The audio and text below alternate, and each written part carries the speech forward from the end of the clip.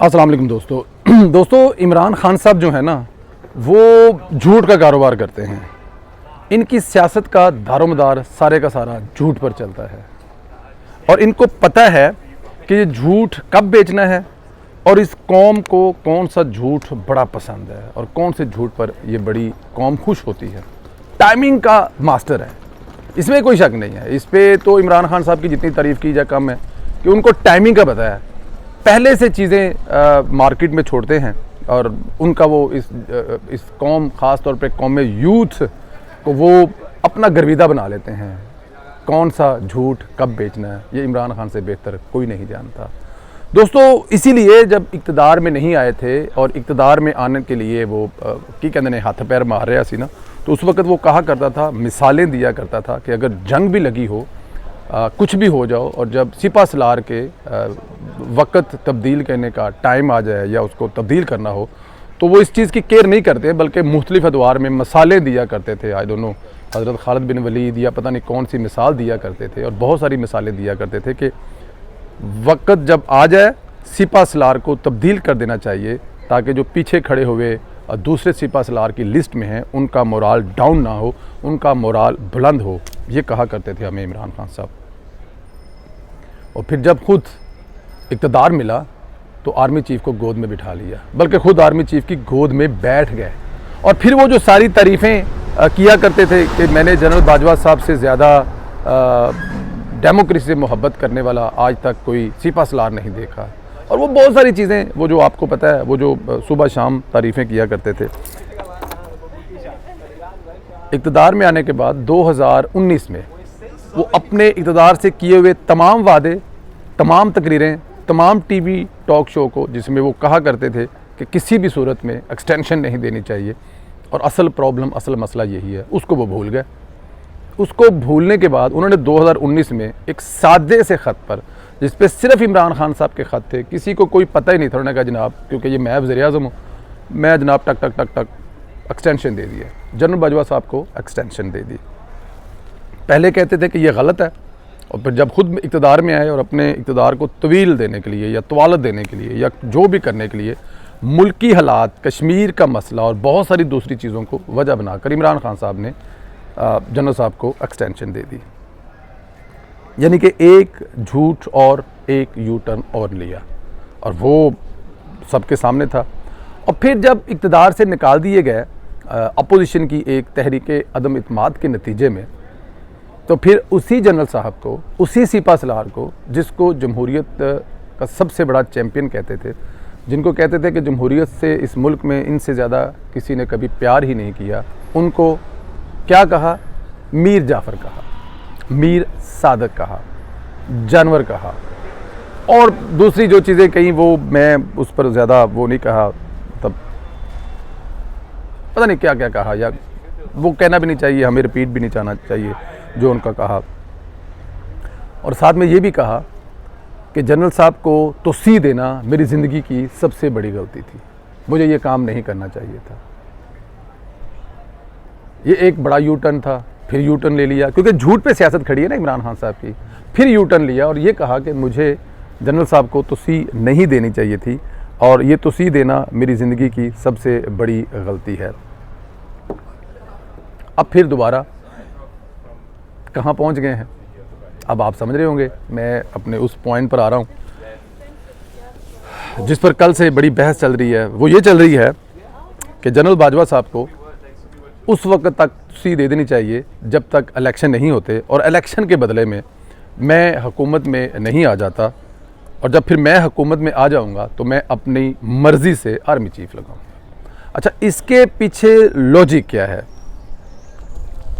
वो इसलिए नहीं देना चाहते कि मतलब मुल्क की हालात ख़राब हैं या मुल्क में मतलब ऐसी कोई एमरजेंसी है या कोई ऐसा प्रॉब्लम है, नहीं नहीं नहीं नहीं, ऐसे नहीं, इसलिए नहीं। और बल्कि इसलिए एक्सटेंशन देना चाहते हैं कि वो खुद नया आर्मी चीफ लगाएं।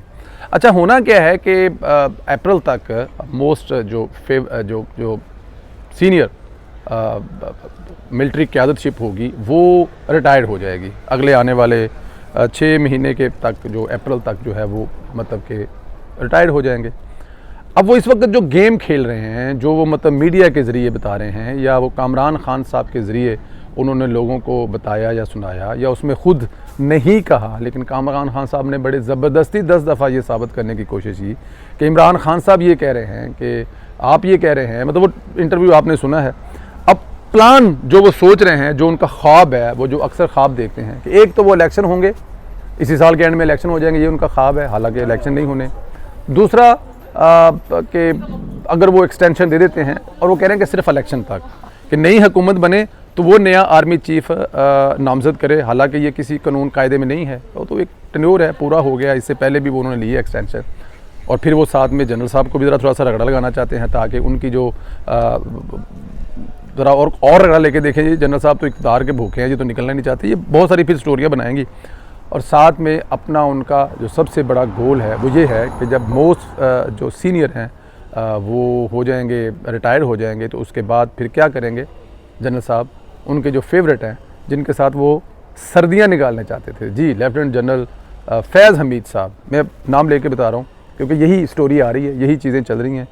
बहुत सारे दोस्तों से इस्लामाबाद में बात हुई, मोस्ट जो सीनियर किस्म के सहाफ़ी हैं और बड़े नज़र रखते हैं, तो उन्होंने कहा जी असल गेम ये है कि वो एक तो लोगों को उलझाना चाहते हैं, जनरल साहब को थोड़ा सा रगड़ा लगाना चाहते हैं ताकि वो उनके क्रेडिट पे एक और एक्सटेंशन आ जाएगी, तो वो कल को फिर उनके ख़िलाफ़ आपको पता ही है जिस तरह की ज़ुबान इस्तेमाल करेंगे। वो चाहते ये हैं कि जो मोस्ट सीनियर हैं वो रिटायर हो जाएंगे अगले साल अप्रैल तक, और उसके बाद इलेक्शन अगर हो जाए इस साल के एंड में और इलेक्शन इमरान खान साहब जीत जाएँ तो फिर वो जिनके साथ सर्दियां निकालने चाहते थे उनको वो चीफ़ ऑफ आर्मी स्टाफ लगाएं। ये उनका प्लान है, जो सोच रहे हैं, जो उनकी थॉट है, जो कि उनके आप कह सकते हैं कि मुंह से निकल गया, या वो जो उनका हिडन प्लान था, या वो जो इलेक्शन करवाना चाहते थे वो इसलिए करवाना चाहते थे, और इलेक्शन चीज़ें होती हैं। लेकिन अब यहाँ पे आप ये देखें कि ये इंसान अपने इक़्तिदार के लिए, अपनी ताकत के लिए किसी चीज़ की कोई परवाह नहीं कर रहा। आप देखें पूरी दुनिया में इस वक्त हमारे मुल्क में सैलाब से लोग परेशान हैं, यूएनए वाले, दूसरे बहुत सारे सऊदी, कतरी, अमेरिका, कनाडा, बहुत सारे जो हैं वो सफ़ीर इस बात पे परेशान हैं कि पाकिस्तान एक बहुत बड़े जो आफत है उसमें है।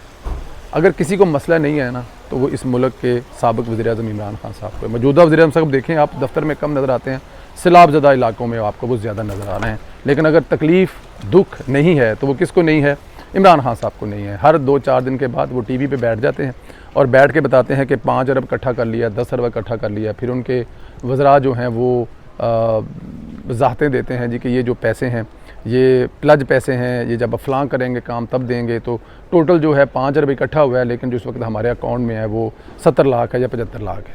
देखें अपने फ़ायदे के लिए ये इंसान किस हद तक जा सकता है। अब देखें फिर बड़ी मुश्किल से आर्मी की जो मामलात हैं वो संभल रहे हैं, तो उनको फिर मुतनाज़ा करने की कोशिश कर रहा है और लोगों को ये समझाने या बताने की कोशिश कर रहा है कि इस वक्त इमरान खान साहब जो हैं मुल्क में फिर एक अफरा तफरी पैदा करना चाहते हैं, फिर अपनी पसंद के जो वो कामयाब नहीं हो सके, लेकिन अभी भी वो चाहते हैं कि वो वही हो जाए वो जो किसी दौर में चाहते थे, जो लास्ट वक्त वो चाहते थे कि DGIS जो हैं वो कंटिन्यू करें, और अब वो इस गेम पर हैं कि जो मोस्ट सीनियर हैं वो रिटायर्ड हो जाएं और वो अपनी पसंद का लगा सकें और इलेक्शन में लगें।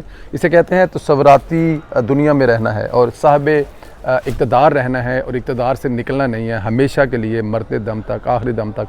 शायद उनके पास किसी हकीम की कोई ऐसी गोली भी हो जिससे वो मरे भी ना, और वो हमेशा के लिए ज़िंदा रहें और वो हमेशा के लिए इक़्तिदार पर चिमटे रहें। ये उनका प्लान है इमरान खान साहब का। उम्मीद करते हैं कि दोस्तों आपको ये बात सारी समझ आई होगी।